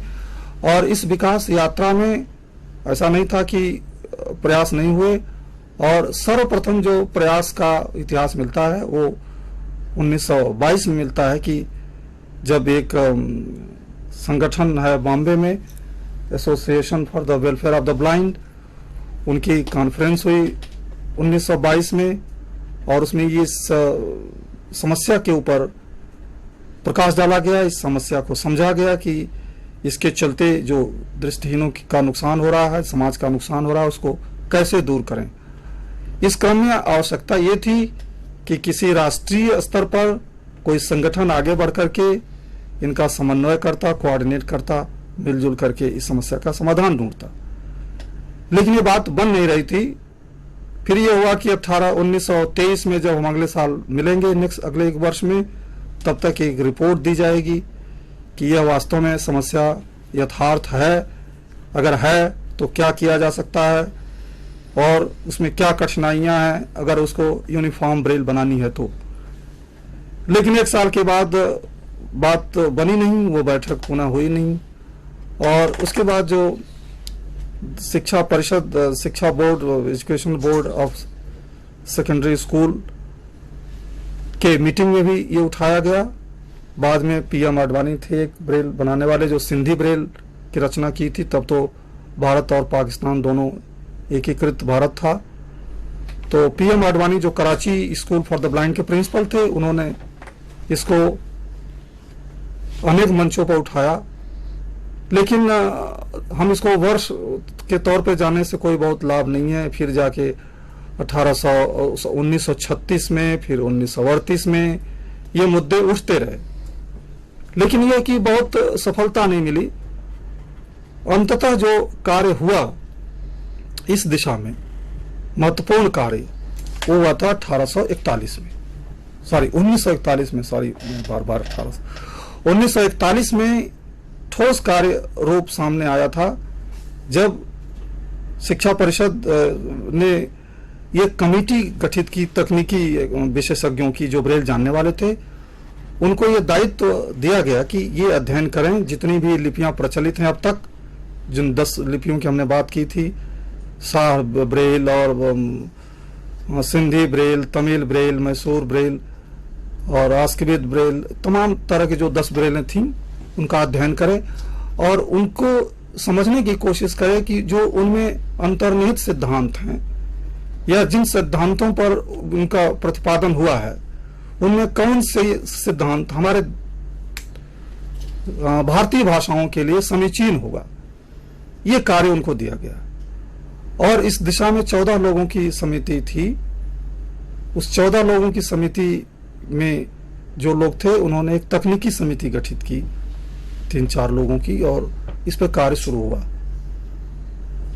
लेकिन यहाँ पर घटना तेजी से बढ़ रही थी और 1943 में इस कमेटी ने अपना कार्य पूरा कर लिया था, ड्राफ्ट कोड बना लिया था और उन्होंने सबमिट किया। और ये पाया गया कि जो कठिनाई हो रही थी भारत में, उसको उस पर ध्यान दिया गया था कि ध्वन्यात्मक आधार रखा जाए। और यही चल करके आगे, नहीं, पहले तो उन्होंने उसी क्रम को रखा जो ट्रेडिशनल सिस्टम है लुई ब्रेल का, कि एक क्रमशः रखा जाए उसको। बाद में लोगों ने विरोध किया कि इससे प्रॉब्लम आएगी, उसको सर्कुलेट भी किया गया था जो दृष्टिहीन बाधितों के लिए विद्यालय थे, उनके कमेंट्स के लिए, उनके प्रयोग के लिए। लेकिन बाद में जाकर के जो व्यवहारिक समाधान निकला वो 1945 में निकला और उसमें भी 2 पक्ष हो गए। एक ऐसा सरकारी पक्ष जो था वो इस बात पर अड़ा था कि जो क्रमिक सिद्धांत है उस पर ही आधारित ब्रेल की रचना की जाए।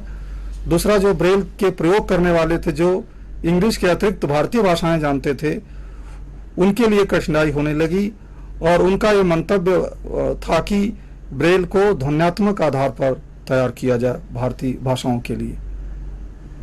यह विवाद निरंतर चलता रहा और इसका समाधान कोई निकलता हुआ न देख हमारी जो तत्कालीन सरकार थी, और तब तक यहाँ उल्लेखनीय है कि 1947 में भारत हमारा आज़ाद हो चुका था और उस समय जो शिक्षा विभाग के सचिव थे हुमायूं कबीर, उन्होंने इसको समझा और उनको समझाया गया। यहाँ पर भी एक महत्वपूर्ण घटना है जो उल्लेख करना बहुत जरूरी है। वहां पर शायद एक कम लोगों को पता हो कि भारत में जहां एक तरफ ब्रेल पहली बार आई, दूसरी ब्रेल की जो दूसरी समस्या हो रही थी, इसकी एक रूपता को लेकर के, इसमें अन्य एक भाषा से अधिक देश वाले, एक भाषा से अधिक जो देश थे, उनमें ब्रेल की रचना को लेकर के उसका जो समाधान ढूंढा गया वो भारत के अनुरोध पर ही किया गया और अंततः हमारी सरकार ने यूनेस्को को रेफर किया कि यह समस्या उन देशों के लिए भी हो सकती है जहां पर कि एक से अधिक भाषा बोली जाती है। और सच्चाई यह थी कि इसका समाधान भारत में निकलना संभव भी नहीं था, क्योंकि लोगों में इतने अंतर विरोध थे, इतने मतांतर थे कि उनमें एक रूपता स्थापित करना शायद कठिन था उस समय। तो यूनेस्को ने इसको समझा और इस समस्या को देखते हुए इसे अंतर्राष्ट्रीय समस्या माना और उन्होंने कमेटी बनाई अंतर्राष्ट्रीय स्तर पर, जो विभिन्न देशों में जाकर के जो स्क्रिप्ट होती हैं, 3 तरह की खास स्क्रिप्ट हैं हमारी दुनिया की जिन भाषाओं पे तय होती है। एक तो अरबिक लिपि है, एक स्पेनिश और एक ग्राफिक जो इसको कहते हैं कि जो चाइनीज वगैरह हैं, ये 3 तरह की फैमिली हैं। तो उन्होंने अध्ययन किया पूरे देशों में जा करके और समझा कि वास्तव में कठिनाई है। और 1949 में जाकर के जो इंटरनेशनल कॉन्फ्रेंस हुई पेरिस में, और उसमें जो सिफारिशें हुई उस पर यह हुआ कि विश्व ब्रेल, वर्ल्ड ब्रेल का नाम दिया जाए इसको। और उसमें बहुत सारी संस्तुतियां की गई थी कि ब्रेल एक तो ध्वनि के आधार पर हो, जो जिस चिन्ह से जो ध्वनि प्रतिनिधि जो व्यक्त की जाती है वही उसी के लिए अलॉट किया जाए उसको। ब्रेल में एक पूर्ण जो उसका स्वरूप होना चाहिए, टैक्टाइल स्वरूप, कंप्लीट टैक्टाइल फॉर्मेट होना चाहिए प्रिंट का। तीसरा यह हुआ कि जो भी पंक्चुएशन साइंस हैं वो सारे के सारे सभी भाषाओं में एक ही होंगे। पंक्चुएशन सिंबल्स, जो सिंबल जो नंबर लिखे जाएंगे वो न्यूमरिक जो होंगे वो अरबिक न्यूमरिक ही फॉलो किए जाएंगे। इसके अलावा और भी थी, ये महत्वपूर्ण 3-4 संस्तुतियां थी जिसको रिकमेंड किया गया। और हमारे भारत से भी प्रतिनिधि गए थे उस कॉन्फ्रेंस में। मिस्टर स्वर्गीय लाल आडवाणी जो अब नहीं रहे हमारे बीच में, उनका भारतीय भाषा के निर्माण में बड़ी भूमिका रही है, अग्रगणी। और सुनीति कुमार चटर्जी भाषाविद थे यहाँ के, ये 2 लोग हमारे देश का प्रतिनिधित्व किए थे इस कॉन्फ्रेंस में। और उसके बाद क्षेत्रीय उन संस्तुतियों के आधार पर क्षेत्रीय जो सम्मेलन आयोजित किए गए बेरूत में अरबिक भाषा के लिए, जगह जगह पर स्पेनिश के लिए अलग उन देशों में। और अंततः कहना होगा कि 1951 में विश्व ब्रेल की जो कल्पना के आधार पर, उनके द्वारा प्रतिपादित सिद्धांतों के आधार पर हमारी जो ब्रेल भारत के लिए प्रयोग होनी थी उसकी रचना की गई और भारत सरकार ने उस पर मोहर लगाई और उसको हम लोग भारतीय ब्रेल के नाम से जानते हैं 1951। और 1951 तक 1887 से लेकर 1951 तक जो विका ब्रेल की यात्रा थी वो बड़ा ही उतार चढ़ाव भरी थी, उसमें अनेक कठिनाइयां थीं। और जिन लोगों ने उस पर समाधान के लिए कार्य किया वास्तव में वो सराहनीय थे और एक इतिहास की यात्रा पूरी होती है। उसके बाद भारत में जो समस्या इस बात की नहीं थी कि ब्रेल का समाधान नहीं हुआ था, ब्रेल का समाधान हो चुका था। अब उसकी समस्या थी उसके प्रचार और प्रसार को लेकर के, क्योंकि देश के विभिन्न कोनों में अलग अलग तरह की लिपियां प्रचलित थीं, उनका स्थान दिलाना नई लिपि के लिए और जो लोग कार्य कर रहे थे सरकार के लिए ये थोड़ा कठिन कार्य था। उन्होंने कुछ अल्पकालिक पाठ्यक्रम चलाए और सुझाए और उसमें यह भी तय हुआ कि अगले आने वाले दिनों में किसी भी प्रकार का संकोच, कंट्रैक्शंस एंड एब्रिविएशंस की रचना नहीं की जाएगी। हम लोगों के पिछले 2 घंटों के दौरान ब्रेल की कठिनाई के ऊपर कोई चर्चा नहीं हुई, जिस पर हम अभी चर्चा करना भी नहीं चाहते हैं। एक ब्रेल की विधा है, ग्रेड 2 ब्रेल कहते हैं उसको, और उसको कई तरह से कहा जाता है। अनकंट्रैक्टेड ब्रेल कहते हैं उसको, कंट्रैक्शंस एंड एब्रिविएशंस कहते हैं उसको, कई तरह की बातें हैं। लेकिन ग्रेड 2 एक प्रोफेशनल टर्म है जिसका प्रयोग इंग्लिश भाषा में पहले हुआ, इंग्लिश ब्रेल के लिए, और इंग्लिश ब्रेल के बाद ही ये चीज और भाषाओं में प्रचलित हुई।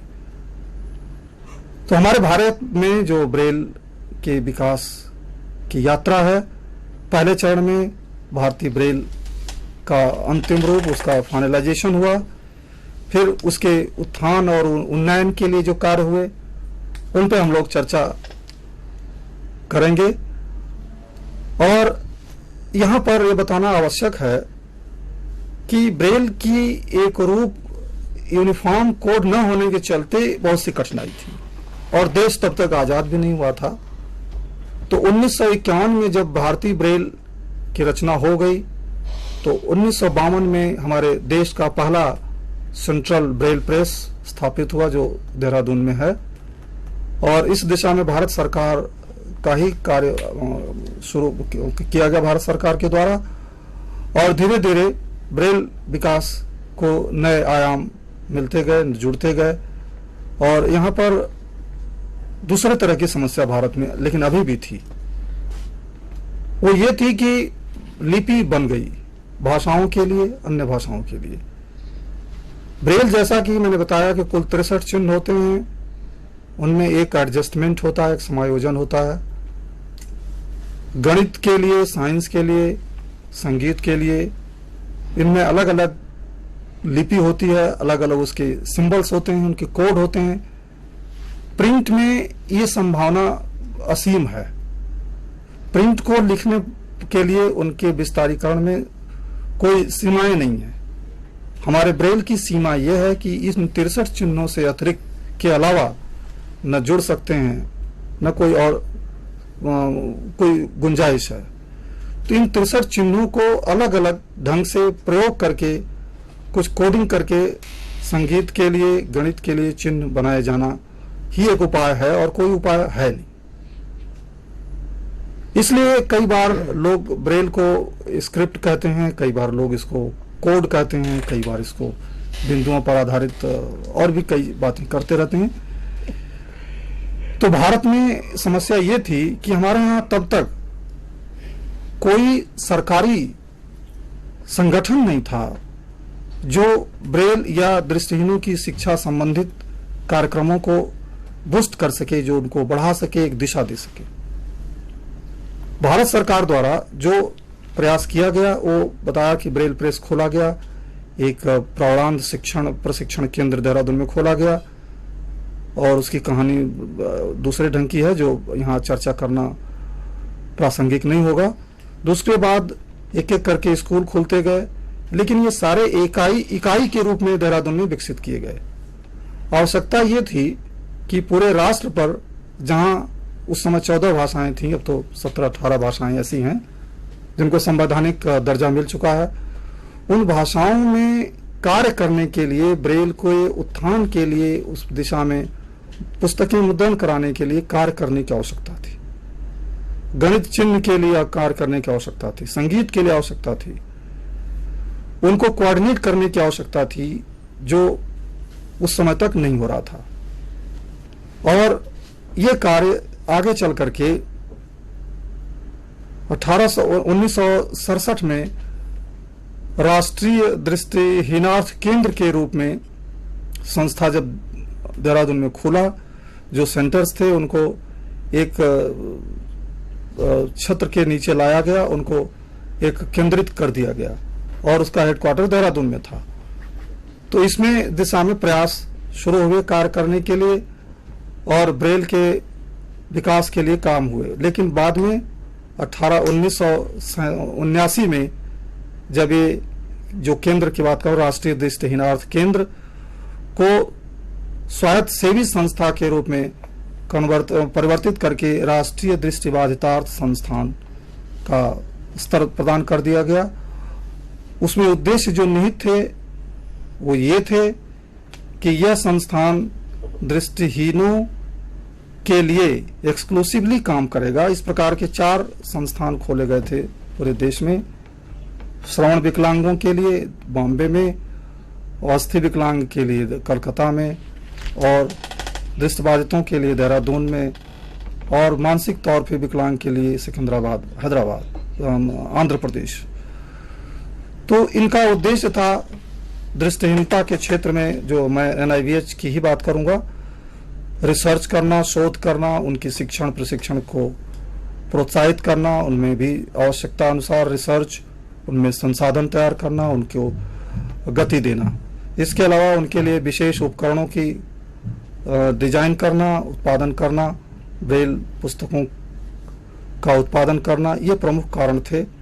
और इसके लिए आवश्यक जो भी मैन पावर, जो भी मानव संसाधन की जरूरत हो, उनको ट्रेंड करना, ये कार्य उस समय के उद्देश्य में थे।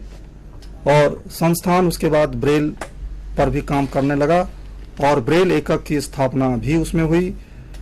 वहाँ ब्रेल एकक स्थापना के बाद जो कार्य है वो सारी भाषाओं को आने वाली जो उनमें अनुभव की जाने वाली कठिनाइयाँ हैं उनके लिए कोड बनाना, उनमें संकोच एवं कंट्रैक्शंस एंड एब्रिविएशंस डेवलप करना।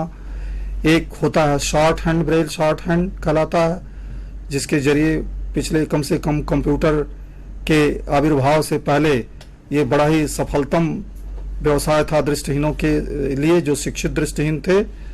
और 80 के दशक से इनके लिए शिक्षण प्रशिक्षण शुरू हुए और बैंकों में और भारत सरकार के विभिन्न विभागों में बड़े कुशलता से स्टेनोग्राफर के रूप में दृष्टिबाधित काम कर रहे हैं ब्रेल शॉर्ट हैंड ट्रेनिंग लेकर के। वाले हैं अब। तो बहुत ज़्यादा अब समय नहीं है कि हम आपसे चर्चा करें, और हम चाहेंगे कि इस संक्षिप्त चर्चा के दौरान आपको कोई प्रश्न पूछने हो या कोई आपको जिज्ञासा हो तो आप पूछ सकते हैं। श्री वीरेंद्र सिंह जी ने स्वयं मेरी बहुत सारी जिज्ञासाएं थी, उनका उन्होंने सबका उत्तर दे दिया और काफ़ी इन्होंने जानकारी दी जो काफ़ी दिलचस्प थी। जैसे कि इन्होंने बताया कि पंक्चुएशन के लिए जो ब्रेल सिस्टम है या ब्रेल कोड है, यह पूरे विश्व में एक तरह से ये स्टैंडर्डाइज्ड है और वही इस्तेमाल किया जाता है। हमारे उद्घाटन समारोह में श्री गोस्वामी जी जो कि चेयरमैन और सीएमडी हैं मीडिया लैब एशिया के, जो इस नव शिखर चैनल में भी हमारे भागीदार हैं इसरो के साथ साथ, वह स्वयं पहले कलकत्ता में वेबल इंडिया में कार्यरत थे और उन्होंने ब्रेल प्रिंटिंग में काफ़ी योगदान अपना दिया है। जैसा कि उन्होंने खुद भी बताया था कि वो इस क्षेत्र में, डिसेबिलिटी के क्षेत्र में और विशेषकर दृष्टि बाधिता के क्षेत्र में काफ़ी समय से वो काम कर रहे हैं।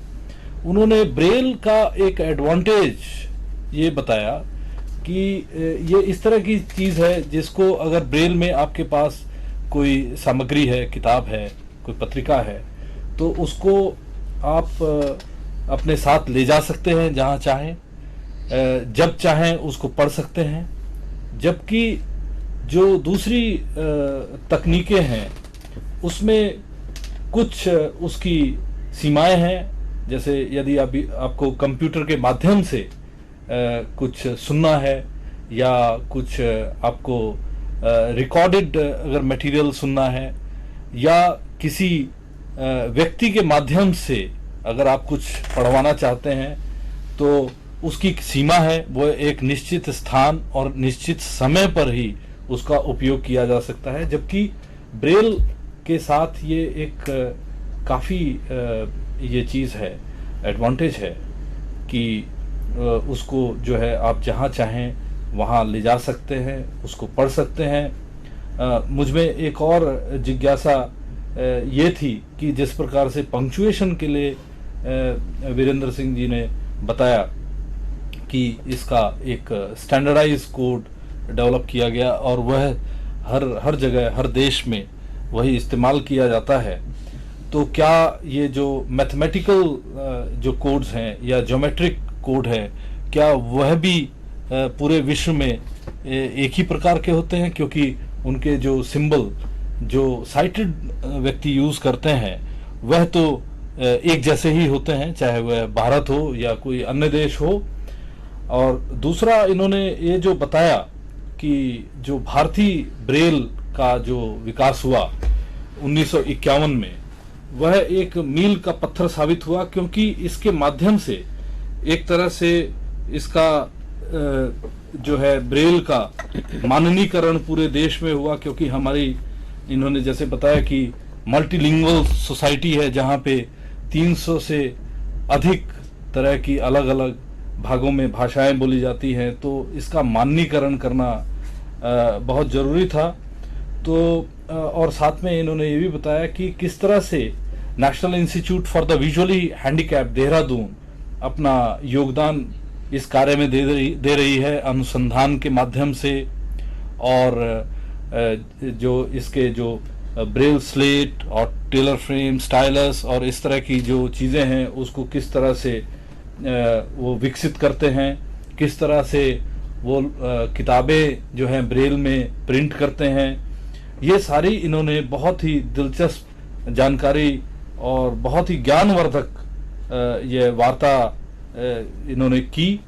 और मैं ये जानना चाहूँगा कि ये सब तो जो चीज़ें आपने बताई हैं, इससे ये मालूम हुआ कि ब्रेल का कितना महत्वपूर्ण इसका स्थान है और किस प्रकार से यह सबके लिए लाभदायक है।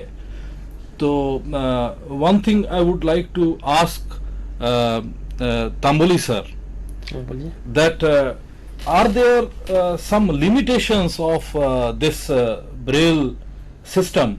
And another thing, are these mathematical codes and geometric codes same all over the world in Braille, or they are different? Very brief actually answer I would like to have from you, because we are running short of time and I have to make one or two small announcements. So please, Yes. your quick answer. You see, so far as mathematical code, previously we had the English code, British code. Now the Nemeth code, which was developed by Abraham Nemeth, he himself was blind. He has developed a mathematical code which I think is now being followed by almost all the countries of the world, which is a bit cumbersome, but it's more systematic, and I'm sure there should be a uniformity of codes. And the books, the problem that the Braille books we have is, Braille books are bulky in nature. Tamboli साहब, एक प्रश्न है. I would like to interrupt you. There is a question. Yeah, please ask. Hello sir, namaste. I am Ram Krishna speaking from Hyderabad. I want one doubt. Is there any Braille code for phonetic symbols in English language? Braille code in phonetic symbol. Symbol. The question is from Hyderabad. Are there Braille codes in phonetic symbols? Basically, Braille is phonetic in nature. As you said, in India there are so many different languages, and to have a symmetry, we follow the phonetic. What is A in English is A, in Hindi B is B, and T is T, and of course the other Indian languages they have more. There are improvisations for their uniformity, and so the Braille code is basically phonetic in nature. Thank you, Mr. Tamboli. Thank you, Virender Singh ji, for coming to the studio of Navshikar of RCI.